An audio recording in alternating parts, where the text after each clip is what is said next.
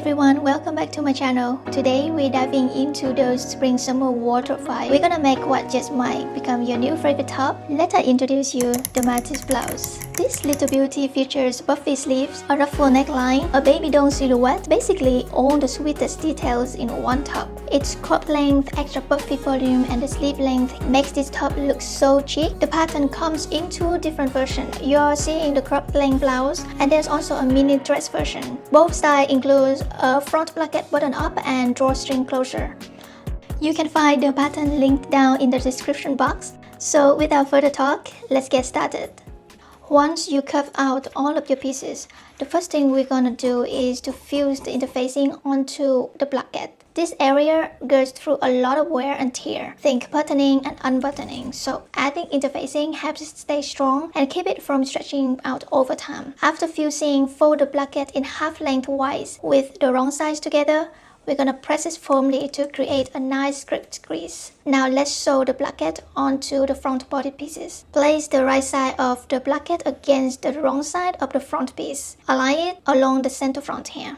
You can see that I'm putting the interfaced half of the placket toward the side seam, meaning that we're pinning the non-interfaced side.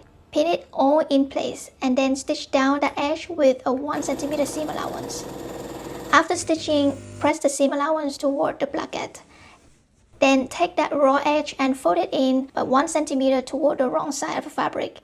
Fold the whole placket in half lengthwise again toward the wrong side so that the new folded edge lines up right along the seam that you just sewn. Then give it another good press. This ironing step is just gonna make it way easier to close up the placket neatly later on. At the neckline level, take the placket and fold it in the opposite direction of that original crease. So now it's folded back onto itself. Pop a pin right at the top to hold that fold in place. Sew across this edge with a 1 cm seam allowance.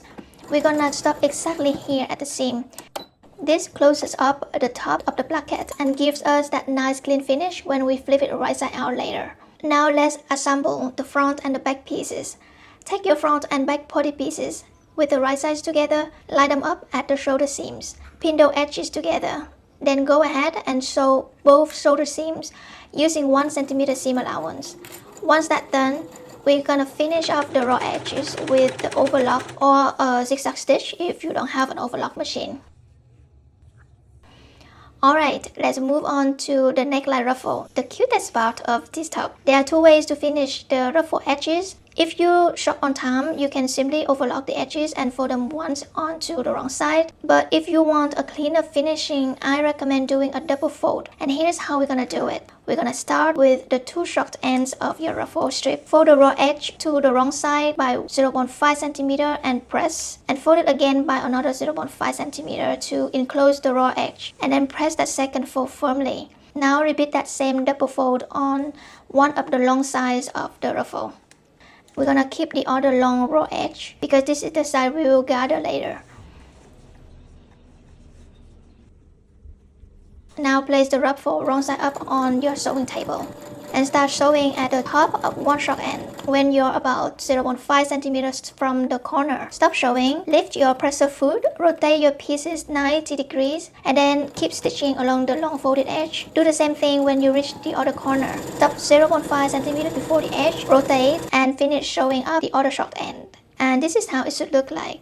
Next up, we will gather the ruffle and attach it into the neckline. Push your sewing machine to the longest stitch length. Along the raw long edge of the ruffle piece, you're gonna sew 2 rounds of basting stitches. The first round should be about half a centimeter away from the edge, and the second row should sit just next to it, but make sure that they don't overlap. And don't backstitch, because we're gonna need those threads free to pull later. So leave the long thread tails about 10 cm on both sides. Grab the 2 top threads from one end and start pulling slowly. You'll see that the fabric begins to scrunch up as you go. Use your fingers to help spread the gathers evenly along the length of the ruffle until the gather edge matches the neckline. With the garment's wrong side facing up, put the ruffle right side down so that its right side is touching the wrong side of the garment. Align the gather raw edge of the ruffle with the neckline edge of your garment. starting at one placket corner. Begin pinning the ruffle in place, working your way all around the neckline until you reach the other side. Bring everything together over your sewing machine and sew the ruffle to the neckline using a 1 cm seam allowance. After sewing, go ahead, trim that seam allowance down into 0.5 cm. This helps reduce the bulk and makes the neckline lie flatter. Before we move on, let's take a few seconds to clean up the placket corners. We're gonna trim the corner right here diagonally to get rid of any bulk. Then flip the placket right side out. Gently push out the corners so that it's nice and sharp.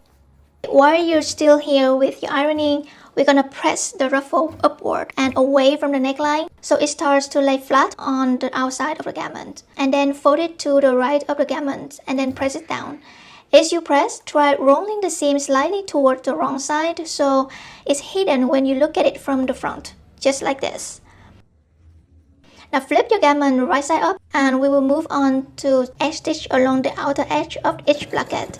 That means sewing as close to the edge as you can from the neckline all the way down to the bottom hem. We're gonna do this for both plackets. Now we're gonna create the tunnel that the drawstring will go through. Starting just next to one placket, top stitch a line that's 1 cm away from the neckline seam. Keep sewing all the way around the neckline and stop when you reach to the other placket. As you sew over the gathers ruffle, take your time and smooth out the fabric underneath so that the gathers stay nice and even. This top stitch not only holds everything in place, it also hides the raw edge of the ruffle seam and creates a neat little tunnel, perfect for threading your drawstring through later on.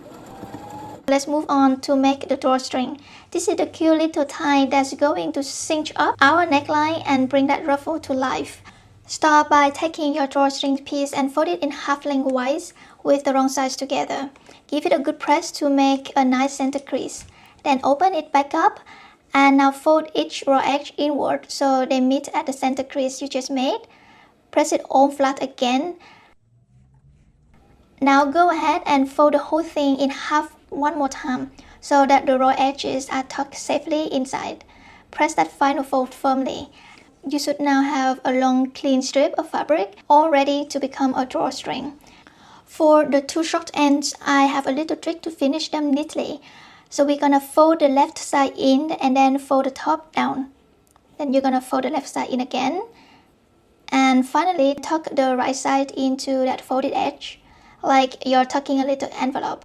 It will keep everything nice and tidy inside. Now take it into your sewing machine and stitch straight across that short folded end to hold it in place. Then continue edge stitching all the way down the long side of the drawstring. When you get to the other short end, just repeat the same folding steps and stitch it closed the same way. Once your drawstring is finished, grab a safety pin or a bodkin, attach it to one end and start threading it through the neckline tunnel that we made earlier. As you feed it through, make sure that you keep the other end outside of the tunnel. You don't want it to get lost inside. And when the drawstring is all the way through, gently pull and adjust the gathers around the neckline so it looks even and sits nicely. And just like that, the neckline is done. Now let's move on to the sleeve. It's time to add that elastic detail to the sleeve hem. So if you already have store-bought bias tape on hand, feel free to use it. But if you don't, no worries, we can make our own and I will walk you through this. So you will need to cut two strips on the bias grain, each one about 3.5 cm wide, and they need to have the same length as your sleeve hem, depending on your size. Fold it raw edge inward toward the center, but don't overlap them. Just press it flat so you have a neat finished strip. When you're done, it should be about 1.5 cm wide. Okay, let's create an elastic channel on your sleeve. So take your sleeve piece and on the wrong side, we're gonna draw a curved line that runs parallel to the hem, about 5 cm up from the bottom edge. There are two little notches on the sleeve pattern to help you to know where you should start the parallel line. Those are your start and end points for the curve. Now take your bias tape and place the wrong side of it against the wrong side of the sleeve. Line up one edge of the tape along that curved line you just drew, with the other edge pointing up toward the sleeve cap. Edge stitch along both sides of the tape to attach it securely into the sleeve.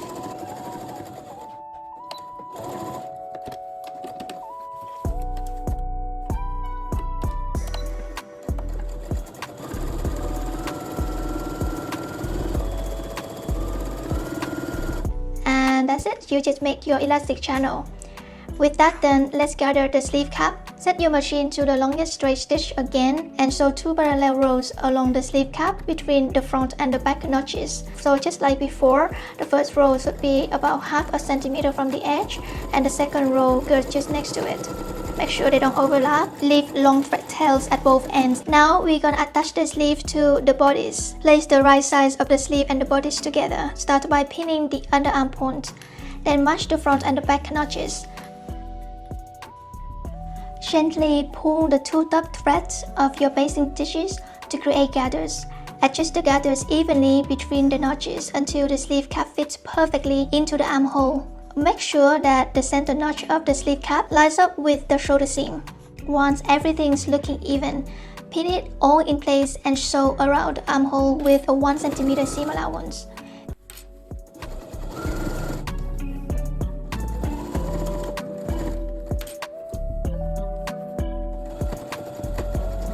Finish the raw edge with an overlock or a zigzag stitch and then press the seam allowance toward the sleeve.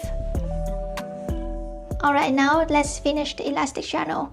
Wrap your elastic around your upper arm, right where the sleeve hem will sit. It should feel snug enough to stay in place but still comfortable. And once you're happy with the fit, cut 2 pieces of elastic to that length plus 2 extra centimeters for the seam allowance. Attach a safety pin to one end of the elastic and thread it through the channels that you made on the sleeve. To stop the other end from getting lost while you walk, secure it at the channel opening. When the elastic comes out to the other side, go ahead and remove the safety pin and then sew across both ends of the channel right through the elastic to hold it securely in place. And then we're good with the sleeves. Next up, we're gonna sew up those side seams and start pulling this whole look together. With the right sides facing each other, go ahead and align the front and the back pieces along the side seams. Start pinning from the hem to the sleeve, all the way down to the bottom hem of the body. Once everything's nicely lined up, take it to the sewing machine and stitch along the side seam with 1 cm seam allowance.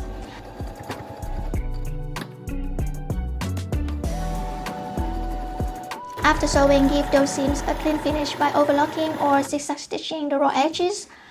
Then press the seam toward the back, and just like that, your dresses really come together.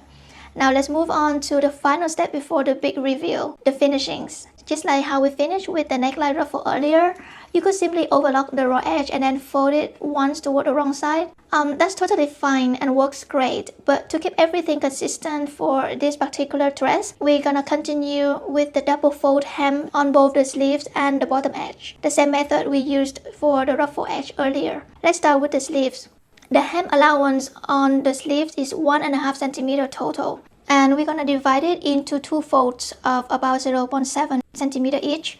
So first fold the raw edge of the sleeve hem toward the wrong side about 0.7 cm and press it all the way around to get a crisp crease.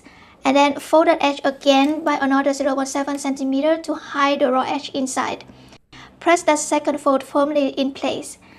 Once both sleeves are prepped, bring your blouse over the sewing machine and stitch close to the inner folded edge, about 0.5 cm seam allowance. After sewing, press the hem flat and your sleeves are finished. Now let's tackle the bottom hem. Just like before, fold the raw edge to the wrong side by 1 cm and press it all the way across. Then fold it again by another 1 cm, press it down firmly, and it's ready to sew. Bring it to the sewing machine and stitch along the fold, using about 0.8 cm seam allowance to keep it nice and clean. After that, give it one last press, and now the sewing is 99% done. Alright, it's time to add the buttons. You'll find the buttonhole and the button placement marks right on the pattern. Just transfer those marks on your placket. Then go ahead and make the buttonholes using your machine's buttonholes foot. And that's it, your Mathilde blouse or dress is beautifully done. I really hope that you enjoyed this tutorial, and if you ever make your own version, don't forget to tag me at Lizzie Design Studio on Instagram or TikTok. Thank you so much for watching, and if you like this video and want to see more sewing content like this, don't forget to hit that subscribe button. Alright, that's it from me today. Happy sewing, and I will see you in the next one. Bye!